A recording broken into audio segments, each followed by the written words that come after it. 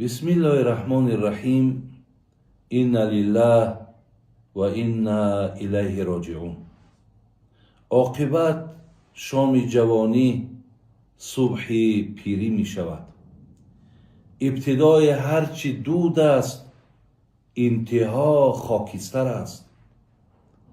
گر کسی آمد به این در از در گردد برون، از خدای ما همه انا الیه راجعون. مادر خیلی گرامی، از الله مهربان دعاگو هستم که شما را در این لحظه های خیلی سخت و دشوار صبر جمیل نصیب کند و این فرزند ارجمند شما را قابل جان که البته از روی فرموده های دین خودمان که allakay باشیشگاش در جنت های، خداوند او را برای شما روز قیامت همچو دستگیر، همچو شفاعت کننده بگرداند. البته وقتی انسان پدرش میگذرد، مادرش میگذرد یا فرزندای پدر میگذرد، اگرچند البته علم آور است، دردناک است، غمدار است، ولی به غم فرزند برابر شده نمیتواند. چگونه ای که فرزند میگذرد، پدر یا مادر میسوزد، در دیگر نزدیکاش به این اندازه نمیسوزد. میدانیم برای چی؟ زیرا که الله مهربان فرزند میوه دیل گفته است در قرآن. ولنبلونکم بشیء من الخوف والجوع و نقص من الاموال والانفس والثمرات. ببین الله مهربان میگوید که فرزندها این میوه دیل هستند و من شما را با اینها امتحان خواهم کرد. یعنی الله مهربان به هر چیزی عادی و ساده امتحان نمیکند. وقتی فرزند میگیرد که دل و جگرت پاره می شود، انا در همون حالت خدای مهربان میگد من تو را با او امتحان میکنم. یعنی فرزند این میوه دیل هست. بین هر گونه فرزندم که باشد، پدر مادر برای یک عمر می سوزد.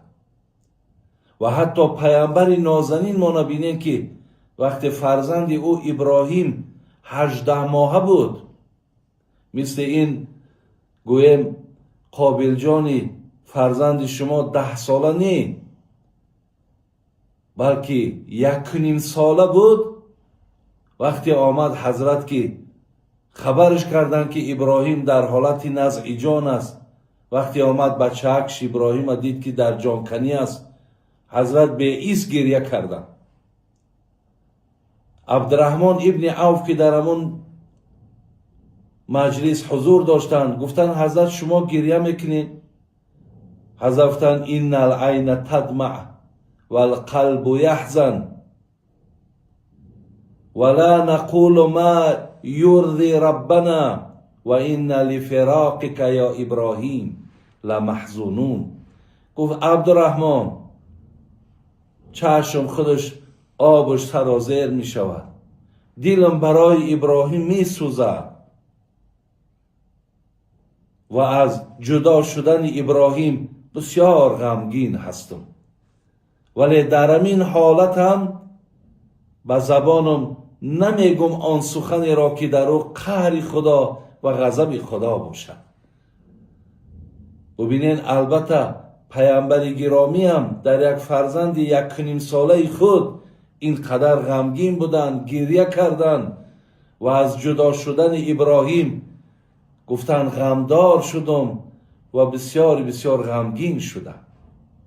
البته مادر گرامی، من برای شما خیلی آفرین میگویم و برای شما طاقت و صبر از الله مهربان دعوت میکنم که خداوند برای شما این نعمت صبر و نعمت طاقت بگیم خداوند نصیبتان بگرداند.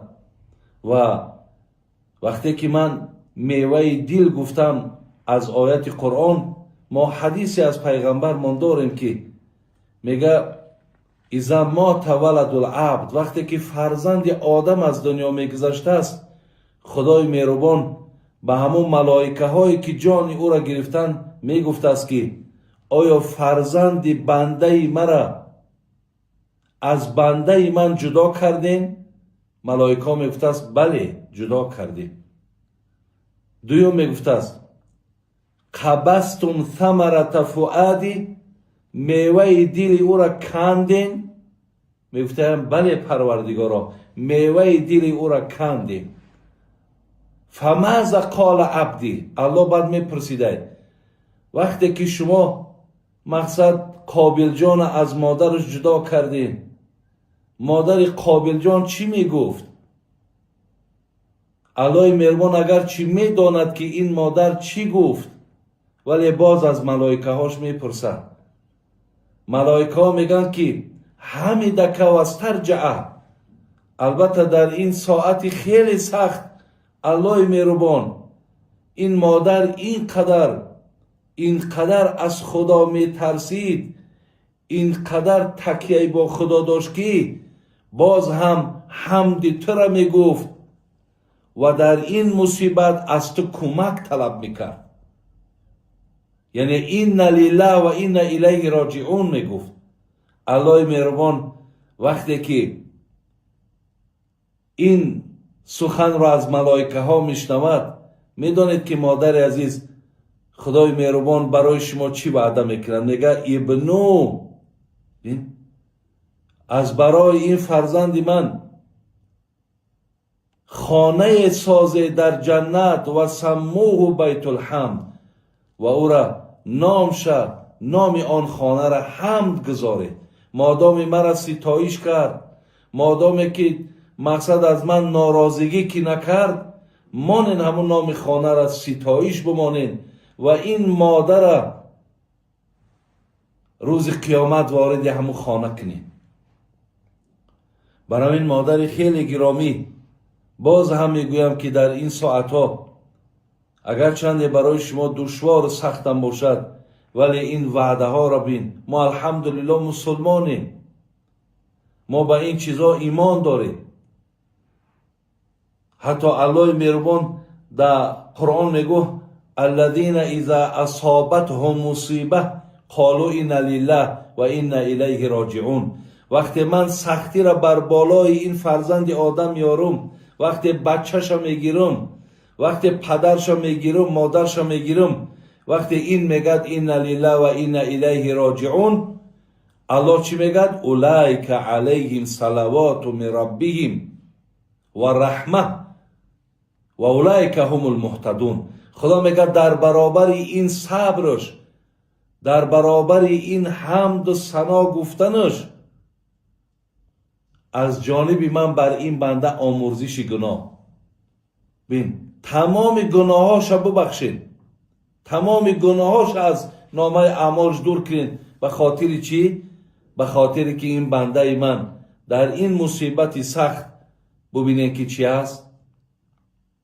صبر دارد و طاقت دارد. دانشمندا میگویند که صبر هست 300 درجه، صبر هست که 600 درجه و صبر هست که 900 درجه دارد. 300 درجهش آن صبر هست که وقتی بنده در عبادت خدا صبر دارد. مثال وقتی به یک ذکر مشغول می شود به صبری نمی کند، به حضور در اونجا صبر کرده عبادت انجام میتن یا قرآن خواندن شد، اینجا 300 درجه از جانب خدا پاداش میگیرند. وقتی یک گناه پیش می آید، بنده وقتی صبر میکند و گناه را انجام نمیتید، اینجا در 600 درجه میگیرد. ولی از همه بلندترین 900 درجه را الله مهربان میگه بنده را میتونم که وقتی جان یک نزدیک شب میگیرم و اون باشد در این برابر صبر میکند با اون 900 درجه صبر من نصیب میگردانم. یک کلمه صبر مادر عزیز 103 بار در قرآن آمده است. در یگان عبادت خدای مهربان نگفته است که انما یوفی الصابرون اجرهم بغیر حساب. در یگان عمل، نه نماز، نه زکات، نه حج، نه جهاد، نه روزه، در هیچ عمل خدا نگفته است که من اجر به حساب میتم، مگر کسانی را که مصیبت بتم در او صبر کنن اجر به حساب شو میتم. برای همین انشاءالله گمانم همین است مادر عزیز که تعزیه ما را شما قبول میکنین و انشاءالله آنچه را که برای شما من گفتم خدا خواهد اینها را هم برای خودتان یک درس همه روزه تان میکنین. البته مصیبت، مشکلات، آفت، بلا خیلی سخت است که یکی از درهای جنت صبر هست. دانشمندی را پرسیدن که وقتی که صبر جمیل میگن همین صبر جمیل چی است؟ گفت صبر جمیل همین است که خدای مهربان فرزند تو را جانش میگیرد و قلب تو باشد الحمدلله میگوید. برای همین پیامبر گرامی گفتن خوشبختترین بنده همون بنده ای هست که به تقدیر الهی او راضی می شود. طریق عشق جانان بی بلا نیست، زمان بی بلا بودن روا نیست، بلا کش تا لقای او ببینی که مردی بی بلا مردی لقا نیست. میانی 100 بلا خوش باش با دوست، خود آنجا کو بود هرگز بلا نیست. از آنجا هرچی آید راست آید، تو کج منگر که در کجبین وفا نیست. مادر عزیز خدای مهربان صبرتون تیه قابل جان الله مهربان روحش شاد کنه و از آن ارزش‌ها و از آن قیمت و قدری که خدا برای او داده است الله مهربان از همه او شما را برخوردار کنه و باقی مانده فرزندایی که داری عمر درازی با برکاتی با توفیق خداوند نصیب شون کند. السلام علیکم و رحمت الله و برکاته.